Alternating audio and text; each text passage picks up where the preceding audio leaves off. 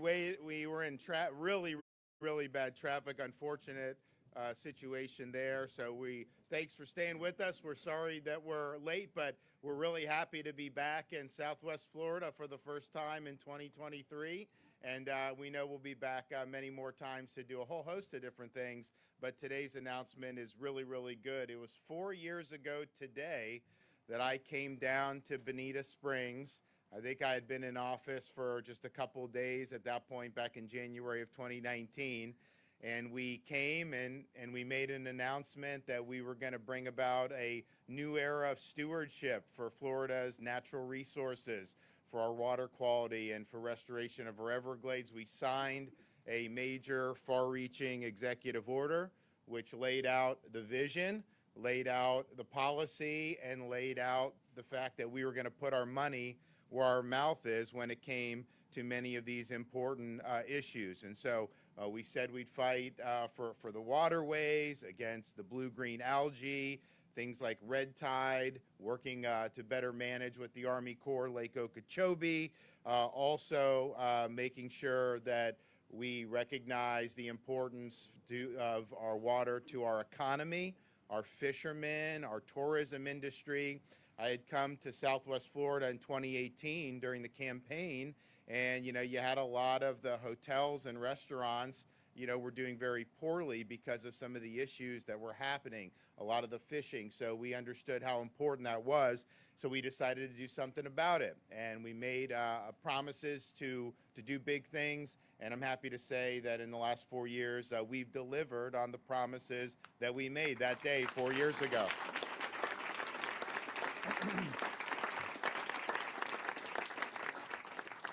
And I'm proud to be joined by a number of folks. We have our DEP Secretary, Sean Hamilton, Chief Resilient Officer, Dr. Wes Brooks, Chief Science Officer, Dr. Mark Rains. And then one of the things we did that first 4 years ago, signed the executive order, but then we also took swift action and we replaced all the governing board members of the South Florida Water Management District.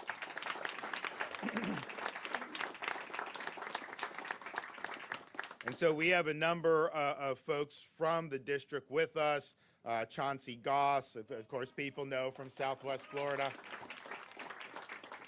We also have the Vice Chairman, Scott Wagner, Alligator Ron Bergeron, Ben Butler, Charlotte Roman, Jackie Thurlow-Lipsish, and Drew Bartlett, who works for the district. So we appreciate what they've been doing. They've probably done more in these 4 years than the district has done any time in its history. And I think I can say you have a record amount of water that's now flowing south through the Everglades and into Florida Bay, and Florida Bay is doing as good as it's done in many decades, I think. So we needed them there managing these projects. We also have from Captains for Clean Water, Daniel Andrews, Chris Whitman, and Rhett Morris, all captains. I want to thank them for their support from really the beginning.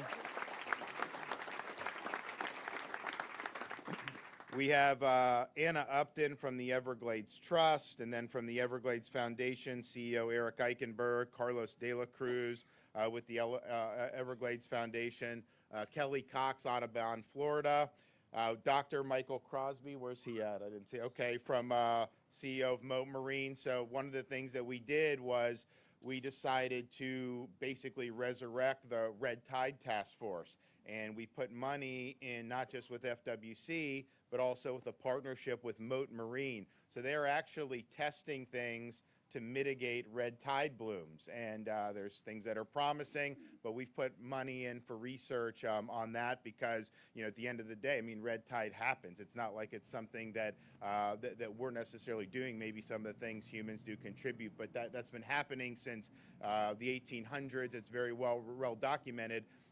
But it has a big effect, and so is there things you can do to mitigate. So we've been able to do that, and they're working hard, and we're happy with that. And then we have Representative Adam Botana, Senator John Martin, and new Representative Tiffany Esposito. Where are they at? Okay, welcome.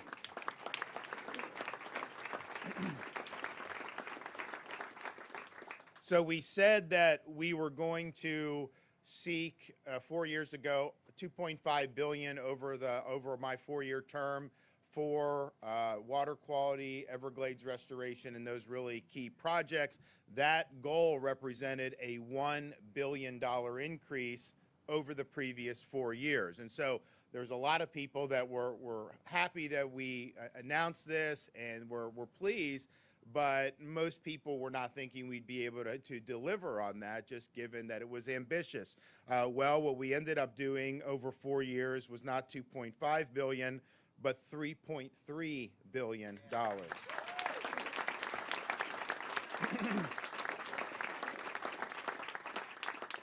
And part of it is we were really committed to making a difference. We had good partners in the legislature, but part of it is the state has done well. We have big budget surplus. I mean, you had everybody and their mother was down in Florida over the last couple years. I mean, it's just crazy, the number of people that are down here at any given time. Of course, people moving here, but also visiting here. And we were really, I mean, by far, when you start talking about like 2020, 2021, I mean, we were #1 destination by far. And so that has helped really fill our coffers. And we're even in most recent month, I think we were $450 million higher in revenue than was anticipated. And so, you know, those are things as you budget, that's money coming in, you know, not because there's taxes are changing, it's just because there's more economic activity and the economy's growing. And so that would not have been possible, you know, if we had turned Florida into a Fauciville. It would not have been possible. And so we had to make sure to do the right thing.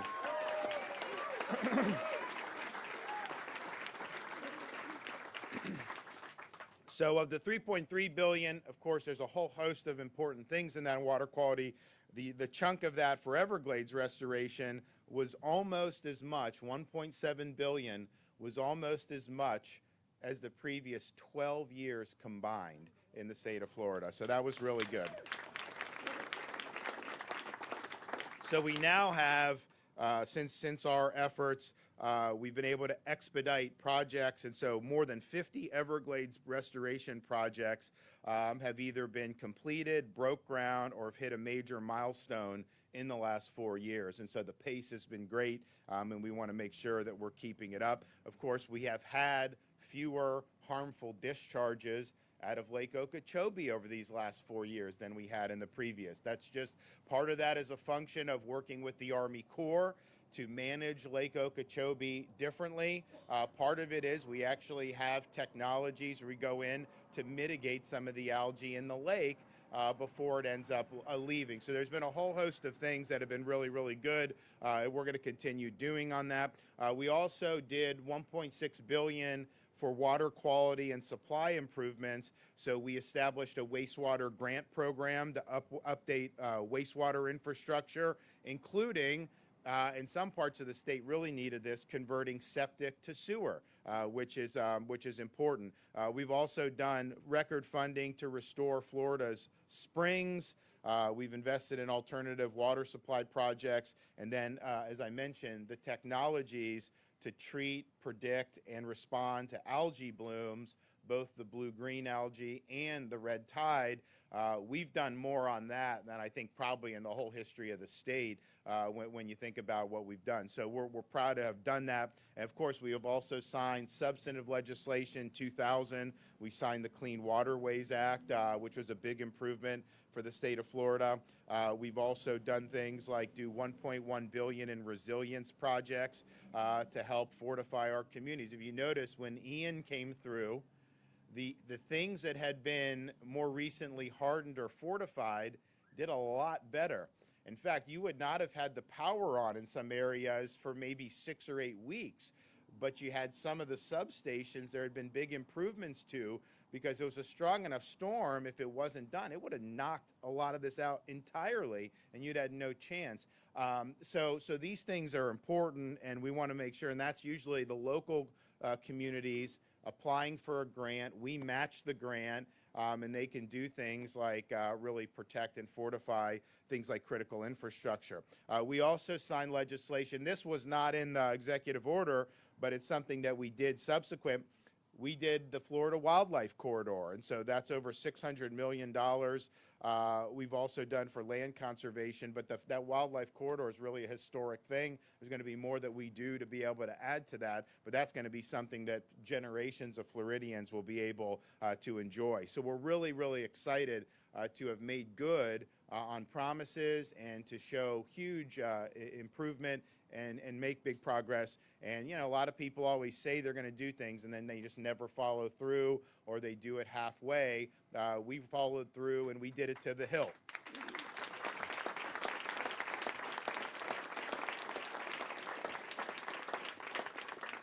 Now, lest you think that we're here today to kick up our feet and to soak in the sun, although it's a really nice day outside, that's not what we're here. We're here to put it into an even higher gear and make sure that we build off the progress and the success that we've had over these last 4 years. And so today, on the 4th year anniversary of our original executive order, we are signing another executive order, 23-06, to ensure that we continue our historic momentum and conserve Florida for future generations. And so there's going to be a whole host of things that we're going to be accomplishing with this. One, in terms of our Everglades and protection for water resources. 4 years ago, we pledged $2.5 billion over 4 years. This one, we're going to pledge $3.5 billion over 4 years.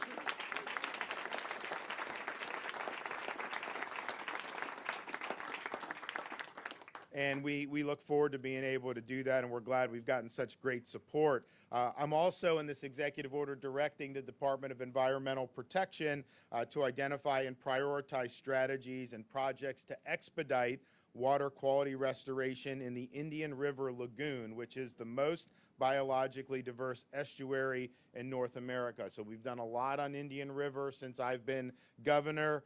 We are looking to establish an Indian River Lagoon protection program and to secure at least $100 million each year for projects to improve water quality. We're also directing the Department of Environmental Protection to expand partnerships to identify and prioritize projects to restore the Indian River Lagoon and to undertake enhanced water quality monitoring in the Indian River Lagoon. We're also directing the Department of Environmental Protection to work with the Florida legislature to expand our existing wastewater grant program to include other project types to address impacts from non-point sources like stormwater and agricultural runoff. So DEP will be working with local governments and water management districts to identify the most effective and beneficial water quality improvement projects.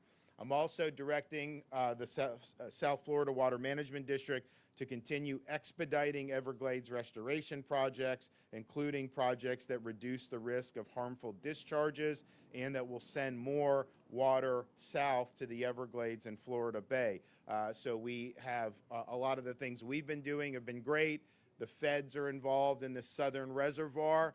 They don't move quite as quick as we do, but we don't want to see this thing languish and get mired in bureaucracy. So we want to make sure that our water management district is holding the Corps accountable for progress so that we can continue to put points on the board. We're also going to ensure that the new LOSUM is implemented in a manner that reduces harmful discharges to the estuaries by holding water in the lake during the wet season and sending more water south to the benefit of the environment that will meet the needs of the communities. And that's been something that's been worked on for many, many years. Additionally, I'm directing DEP to strengthen basin management action plans. They call them BMAPs, to include the specific projects necessary to achieve our restoration goals, and they will be working with the Department of Agriculture and Consumer Services on that effort. I'm also directing DEP to work with Department of Agriculture and Consumer Services to improve agricultural best management practices, which are important measures to reduce nutrients from entering our waterways, including obtaining site-specific data on BMP implementation. We'll also work to continue our progress towards reducing the frequency of algal blooms by we have one of the things I did in the initial executive order. We established a blue-green algae task force, as well as I mentioned the red tide task force.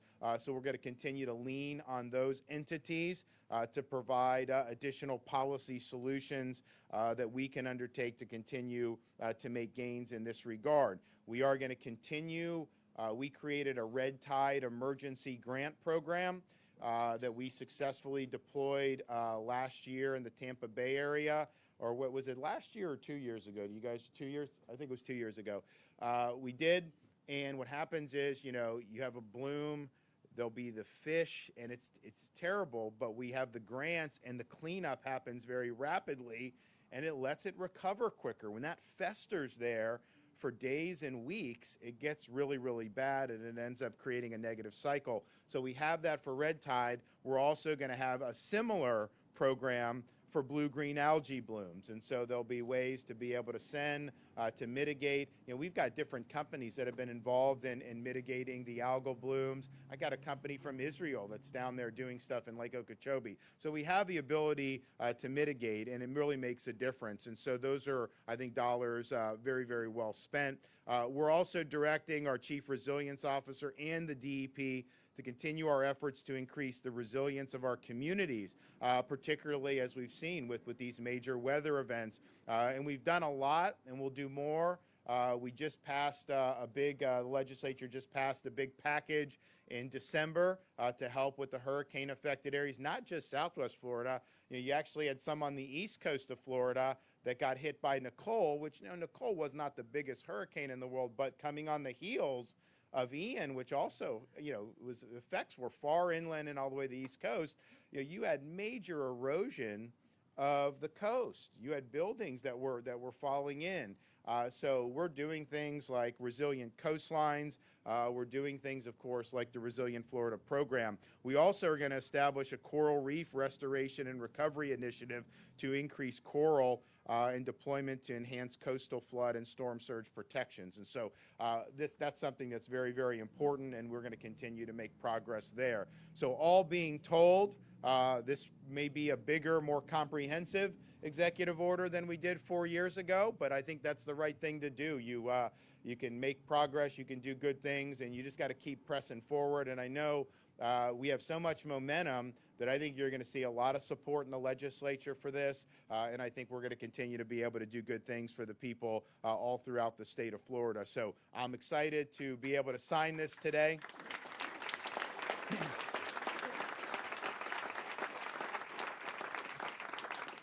I'm excited to be able to sign this today, and I'm excited about continuing to make more progress in the future. And I'm also just glad that we could come back here 4 years to the day of our initial opening salvo when I first became governor and be able to say, promises made, promises kept. Amen. Okay, Sean Hamilton.